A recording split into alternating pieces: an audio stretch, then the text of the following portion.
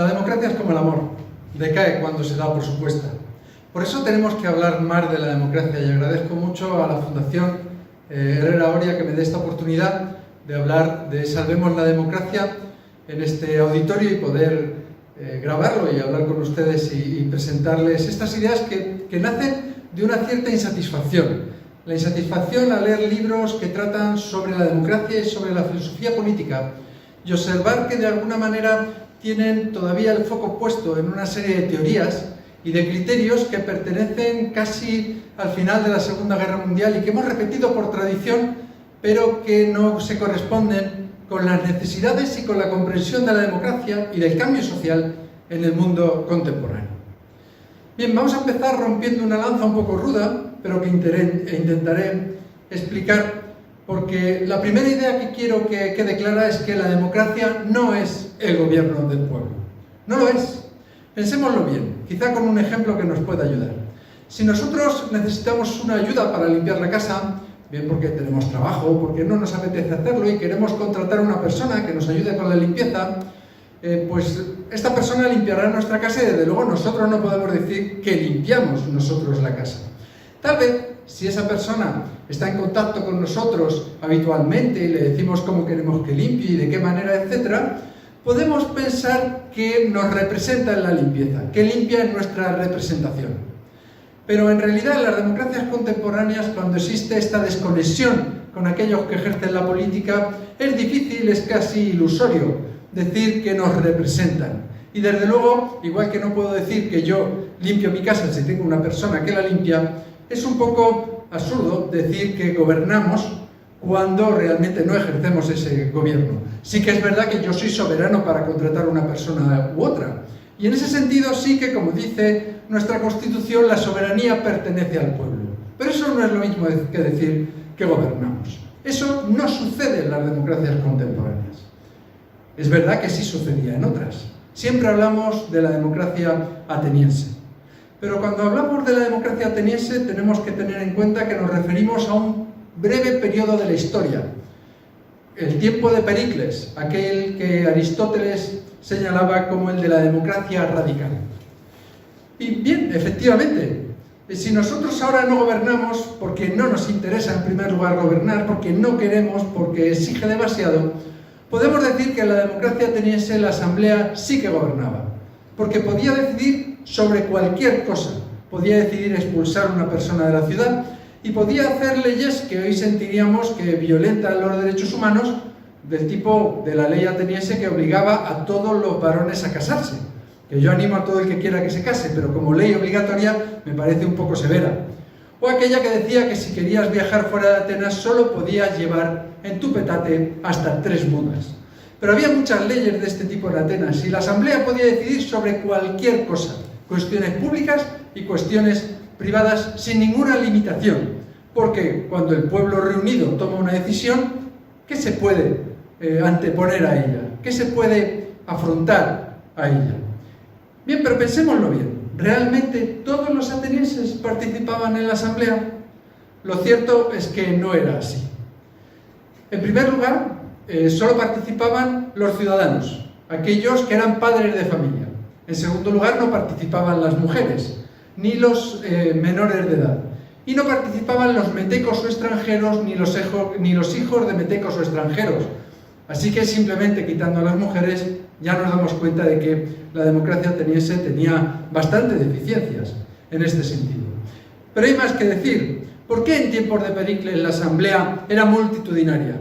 Bueno, pues porque se pagaba por ir a la asamblea una cantidad que, si atendemos a los salarios de los que habla Tucídides en la guerra del Peloponeso, sería algo así como un salario mínimo interprofesional. Antes, los atenienses no iban a la asamblea, por eso se tuvo que situar ese salario. Iban los que tenían interés en los asuntos que iban a tratar y, en todo caso, aquellos que podían permitírselo porque tenían esclavos o personas que se ocuparan de sus asuntos y acudían a la asamblea a tratar sobre los asuntos públicos. La mayor parte de los atenienses sencillamente tenía otras cosas que hacer, se ocupaba de otras cosas y esas cosas le llenaban el tiempo y no tenía interés en gobernar. Así que quizá los atenienses no eran tan diferentes a cómo somos nosotros. Pero en todo caso, sí que es muy importante decir que una democracia contemporánea no se puede asentar en un régimen asambleario. No puede ser que el Congreso de los Diputados, el Senado, ni cualquier otra institución del Estado pueda saltarse la ley y estar fuera del Estado de Derecho. Todos tenemos que estar sometidos a la ley. Así que si hablásemos de un primer pilar del Estado de Derecho, de la democracia, diríamos que ese primer pilar es el Estado de Derecho, que todos los ciudadanos estemos sometidos a la ley. Pero no es suficiente, porque ese derecho, esas leyes pueden estar manipuladas, orientadas por una dictadura, hechas de tal manera que violenten los derechos fundamentales. Un Estado de Derecho no es suficiente, pero sí es necesario para que exista una democracia. ¿Qué será entonces una democracia? Bueno, la definición que presento en el libro, Salvemos la democracia, quizá es un poco aventurada y tal vez hoy no pueda explicarla con todo detalle, pero me parece una definición, y estoy dispuesta a cambiarla en cuanto me demuestren una mejor, que es acertada para entender las democracias contemporáneas. Yo defiendo que la democracia es un sistema de gestión y reparto del poder. Es más, explico que todos los sistemas políticos son en realidad modelos de gestión y reparto del poder. Si estamos en una dictadura, posiblemente el poder se acumule en manos de una persona, de una familia o de una camarilla. Y así puede suceder en otros sistemas políticos en los que el poder no fluya hacia los ciudadanos. La característica fundamental de la democracia, la característica que se aprecia en la práctica, es que la democracia da poder a los ciudadanos. ¿Y en qué consiste dar poder?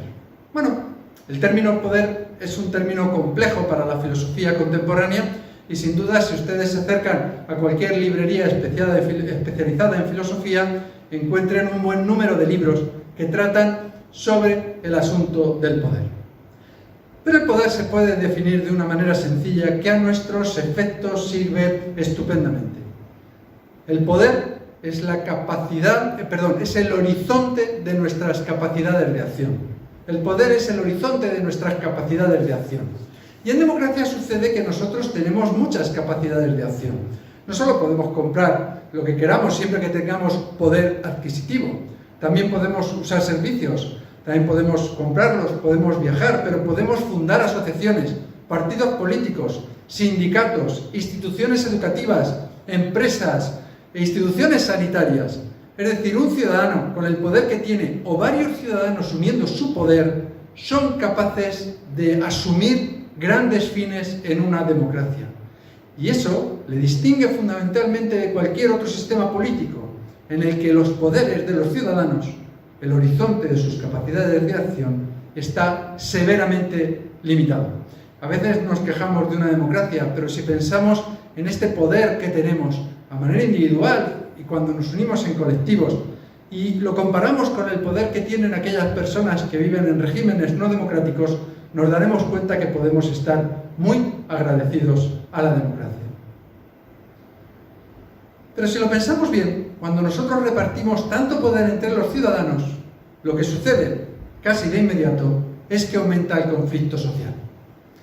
Si yo tengo el poder de conducir un vehículo por las calles de Madrid y el poder solo lo tengo yo y solo conduzco mi vehículo, me manejaré con toda libertad y de forma muy rápida. Pero si todos tenemos el poder de conducir un vehículo, casi todos, y hay muchos vehículos en las calles, enseguida empieza el conflicto. Y si no hubiera un código de circulación, en cada esquina habría dos o más personas peleándose y discutiendo quién tiene que pasar primero y la ciudad entraría en completo colapso. ¿Qué significa esto? Que cuando la democracia da poder a los ciudadanos, lo que genera es conflicto. Y una de las características fundamentales de la democracia, una característica fundamental, es la aceptación del conflicto. De hecho, la democracia nace para gestionar el conflicto de una manera pacífica. Y es más, no solo lo gestiona, sino que lo pone a la luz, lo abre a la discusión pública, lo muestra para que haya diferentes opiniones y se pueda discutir sobre él. Por lo tanto, aquellas posiciones políticas que afirman que quieren eliminar el conflicto no pueden considerarse democráticas. Siempre que hay conflicto se tiene que gestionar. En toda sociedad es necesario un modelo político precisamente porque hay conflicto. Tal vez, si no hubiera conflicto, no sé, en la isla de Utopía, sobre la que escribía Tomás Moro, pues allí no haría falta la democracia ni ningún otro sistema político. Los sistemas políticos nacen para la gestión del conflicto y muchos de ellos lo que pretenden es ahogarlo, eliminarlo. Y esto solo se puede hacer a través de la violencia. Por eso la democracia acepta el conflicto. Incluso en ocasiones lo fomenta al hacerlo público para que se pueda discutir sobre él. Aunque también tenemos que tener en cuenta que aunque la democracia es el modelo político que tiene mayor capacidad para acoger el conflicto en su seno, si hay un exceso de conflicto, demasiado conflicto puede llegar a romperse. Y cuando hablamos de una ruptura así de la democracia, nos estamos refiriendo a una guerra civil o a una revolución sangrienta. Porque, insisto, la eliminación del conflicto solo se puede hacer a través de la violencia. Entonces tenemos una sociedad con conflicto. Y si hay conflicto, cuando las personas utilizamos nuestro poder, habrá competencia, ¿no? Basta sencillamente ver cómo el equilibrio entre oferta y demanda hace que si muchas personas tienen poder adquisitivo y quieren comprar bienes, estos bienes suben de precio. ¿Por qué? Porque no hay bienes suficientes para todos. Si se produce este conflicto, habrá personas que en la competencia adquieran más poder. Porque al fin y al cabo, uno de los principios humanos fundamentales es que todos queremos tener más poder, es decir, un mayor horizonte de capacidades de acción. Al menos así lo dice la economía, lo llama principio de insaciabilidad local. A mí me gusta matizar y decir que hay personas, y no son pocas, muchas personas que renuncian a parte de su poder para servir a los demás. Pero en general, yo cuando imparto esta conferencia muchas veces pregunto a las personas que hay en la sala ¿quién quisiera cobrar más el mes que viene? ¿Quién quisiera tener más poder adquisitivo el mes que viene? Y pocas veces me encuentro con la sorpresa de que hay alguien, aunque solo sea una persona en la sala, que no levanta la mano. Todos queremos tener más poder. Pero si se da esa competencia por el poder, habrá personas que al cabo del tiempo acumulen poder. El tercer principio de la democracia, recuerdo, el primero era el Estado de Derecho, el segundo la aceptación del conflicto y el tercero es el miedo a la acumulación del poder. Si se acumula mucho poder, se empieza a tener una gran capacidad para acumular más poder. Y llegado el momento, la única manera de seguir acumulando poder es quitándoselo a los demás. Si nosotros estamos en un sistema político donde uno de los poderes fagocita a los demás, eliminando la separación de poderes, si el Estado es capaz de impedirnos que fundemos centros educativos, que decidamos a qué colegio van a ir nuestros niños, que podamos movernos con libertad, que podamos fundar asociaciones, etcétera, etcétera, lo que va haciendo es quitarnos poder. Y si el Estado monopoliza, por ejemplo, la capacidad de crear centros educativos, lo que está haciendo es acumular poder a nuestra costa. La democracia teme que aquellos que están en las instituciones con más poder puedan acumular más y más. Por eso tiene que ser muy fina en los controles para que se ejerza el poder para los fines para los que se dio, de la manera adecuada y según los procedimientos que permitan asegurar que no se abusa de ese poder. Y en este sentido, la democracia es un sistema que siempre está en reforma. A veces podemos pensar que funciona muy bien, a veces podemos pensar, como por desgracia sucede con frecuencia hoy en muchos países, que está en un momento bajo. Pero no debemos rendirnos, debemos seguir luchando porque la democracia puede siempre reformarse para tener una mayor capacidad de reparto del poder entre los ciudadanos, pues de eso se trata. Pero hay una paradoja interesante en las democracias contemporáneas. Las sociedades actuales sueñan con fines tan grandes que requieren una ingente acumulación de poder. Por ejemplo, queremos, muchas sociedades, llegar a Marte, tener estaciones internacionales en el espacio. Queremos tener, por ejemplo, para ir a algo más sencillo, un sistema educativo público y gratuito. Queremos tener un sistema sanitario que llegue a todos los ciudadanos. Y esos son fines enormes. Pensemos, por ejemplo, en la creación de este sistema sanitario. Solo crear un hospital requiere una acumulación enorme de poder. Necesito personas muy formadas para lo que tengo que tener un buen sistema educativo, con profesores, centros, tecnología, pero el hospital también requiere un montón de tecnología, un montón de recursos, un montón de personal, infraestructuras, y si queremos además llegar a todos los ciudadanos, tenemos que tener centros de salud, atención de urgencias, ambulancias, es decir, un montón de poder acumulado. Y en ocasiones, los ciudadanos reunidos no somos capaces de conseguir esto y necesitamos que el Estado lo haga.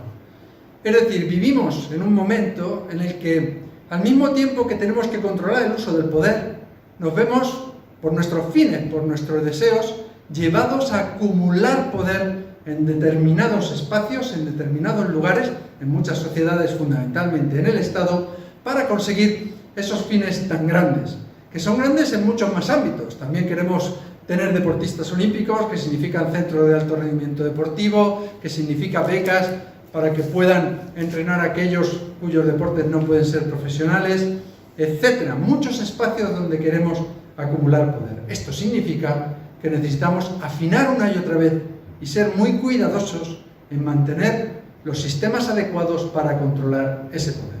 Y al mismo tiempo también significa potenciar el principio de subsidiariedad. Es decir, les damos poder a los ciudadanos para que ellos busquen fines que les sean útiles, que sean buenos, que apoyen el bien común. Que por supuesto que los ciudadanos tienen que tener la capacidad de acumular poder para tener grandes empresas que compitan a nivel internacional, para tener investigación, para tener tecnología, para crear centros educativos de iniciativa social, para crear hospitales, para crear todo lo posible y todo lo que pueda hacer una sociedad con poder, una sociedad rica, una sociedad democrática, tiene que mantenerse y fomentarse para que todo el poder no tenga que estar acumulado en manos del Estado. Porque en una situación como la que vivimos, en la que el Estado es capaz de tener tanto poder y al mismo tiempo, por las nuevas tecnologías, ahora no puedo entrar con detalle, le dedico un capítulo en el libro, tiene también una gran capacidad para tener control social, nos encontramos con el peligro de que nuestra democracia sea meramente formal, que nuestro único poder, nuestro único horizonte de capacidades de acción sea consumir o ver la tele, que al fin y al cabo es otra forma de consumir y de consumirnos. Así que ya tenemos varios principios clave. El Estado de Derecho, la democracia, decía, como sistema de gestión y reparto del poder. Eso genera conflicto y hay que aceptar el conflicto y gestionarlo de manera democrática, de manera no violenta. En tercer lugar, necesitamos que haya controles para ese poder, para que no se acumule demasiado poder, controles y procedimientos para ejercerlo. Y, desde luego, también necesitamos una buena protección de los derechos y libertades fundamentales. En el libro explico que cuando hablamos de derechos y libertades fundamentales, en realidad estamos hablando del mínimo de poder que se tiene que asegurar a los ciudadanos.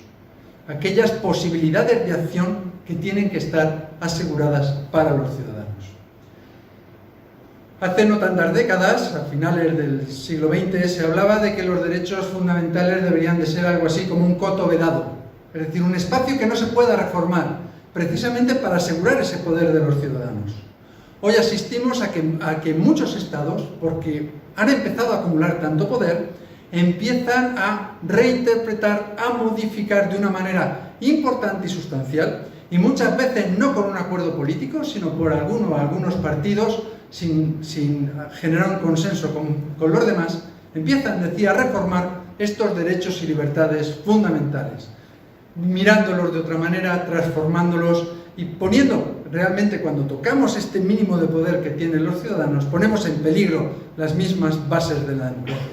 Quiero llamar la atención sobre este hecho porque es muy importante que seamos especialmente cuidadosos y hay un especial control cuando se trata de leyes o iniciativas que afecten a los derechos y libertades fundamentales de los ciudadanos.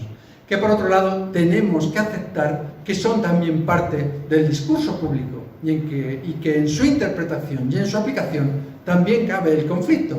Y lo que hay que hacer es hacerlo público y hacerlo presente, no hacer imposible que se pueda dialogar de una manera constructiva y buscando el bien común para construir juntos una verdadera democracia. Y voy al último punto, que al final Todos son esenciales, pero este que a veces dejamos de lado es muy importante. No se puede construir una democracia sin darnos cuenta de que el otro, el que piensa diferente, el que tiene una perspectiva sobre la realidad distinta, es un bien para nosotros. Voy a explicarlo con un sencillo ejemplo. Imaginemos que estamos hablando, por ir a un ejemplo de José Ortega y Gasset, de dos personas que están en diferentes vertientes de la Sierra de Guadarrama, una en Segovia y otra en Madrid, mirándola quizá desde el Escorial. Parece que ven sierras diferentes, porque una más orientada hacia el norte, otra más orientada hacia el sur, producen un régimen diferente de lluvias y la sierra parece distinta. Sería absurdo que si estas dos personas subieran a uno de los altos y se encontraran, discutieran afirmando que la suya es la sierra verdadera. La sierra se puede ver desde diferentes puntos de vista porque es ella la que permite esas perspectivas. Es la realidad la que permite diferentes perspectivas. Y cuando nosotros buscamos la verdad, lo que hacemos es adecuarnos a una de esas perspectivas que la realidad ofrece, bien por nuestra educación, por nuestra formación, por nuestra sensibilidad, etc. Así, por ejemplo, si nosotros queremos estudiar el Quijote como historia de España, podemos hacerlo, porque el Quijote lo permite. Si queremos estudiarlo como historia de la Iglesia en España, podemos hacerlo, el Quijote lo permite. Si queremos estudiar la gastronomía española a través del Quijote, podemos hacerlo sin duda, también lo permite. Incluso podemos estudiar, mirando las diferentes ediciones del Quijote, cómo era la maquetación o cómo ha cambiado el tipo de letra en la historia de la edición española, y también lo permite. Podemos adaptarnos a perspectivas que es el Quijote el que permite, porque es la realidad la que abre perspectivas a las que nosotros nos adaptamos. Ahora bien, si queremos imponerle a la realidad una perspectiva que ella no tiene, si queremos estudiar, por decir una tontería, el Quijote como un mineral marciano, lo que aparecerá es un monstruo. Y muchas veces las ideologías lo que pretenden es generar una perspectiva que entra en confrontación directa con la misma realidad. Es importante que miremos la realidad y al mismo tiempo que asumamos que nuestra manera de acercarnos a ella, lo que nosotros podemos ver de ella, tiene una referencia inmediata a la perspectiva que nosotros hemos adoptado o que hemos acogido de la propia realidad. Y que una persona que piense diferente, lo que sucede en muchas ocasiones, en tantas o en casi todas las ocasiones, es que se ha acercado a la realidad desde otra perspectiva. Y desde el punto de vista de la realidad a la que él se ha adecuado, ve las cosas de otra manera, con otra sensibilidad, con otros criterios, y posiblemente en esa perspectiva que él ha acogido se encuentra una parte de la realidad que para nosotros nos es opaca o no podemos conocer. Es un bien para mí hablar con él y entenderlo, poder acoger aquello de verdad que sea capaz de explicar ambas perspectivas para tener una visión más completa de la realidad. Y la realidad es riquísima, y hay un sinfín de perspectivas, y muchas de ellas las vamos descubriendo históricamente.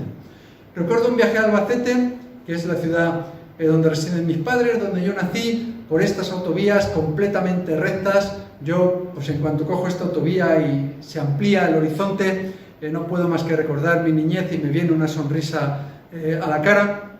Y estaba circulando y escuchando la radio cuando un ecologista hablaba en la radio sobre algo que llamó la ecología del paisaje, y de lo que yo en aquel entonces no había oído hablar nunca.